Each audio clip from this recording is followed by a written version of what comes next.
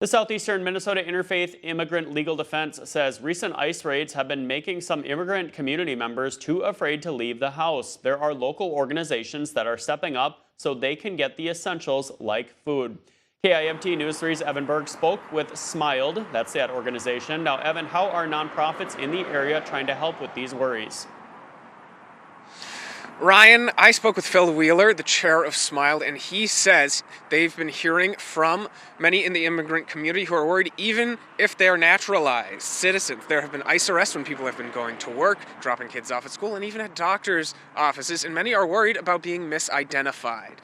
He says nonprofits like Copel MN are delivering groceries to help families that are too afraid to leave the house. Other organizations like Channel One Regional Food Bank say it's a trend it's been noticing with its food shelf as some regulars have stopped showing up. It has been taking the opportunity to highlight its home delivery program. If you are a client, all you need to do is call the food shelf and set up an order. Resources are limited, and Channel One says it can usually only fulfill 25 to 30 home orders a week. It has also been letting clients know that they can set up a proxy to pick up their groceries for them on site.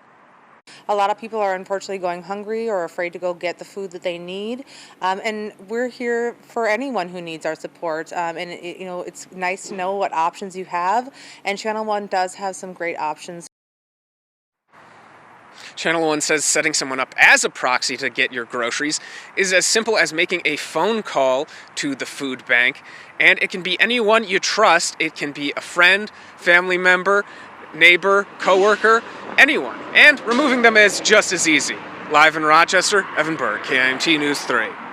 All right, Evan, thank you very much for that live report. Now, Channel One says to set someone as a proxy for your food shelf benefits, you can call the number right there on your screen. It is important to make sure that any proxy you designate brings your shopper card or your commodity supplemental food program card.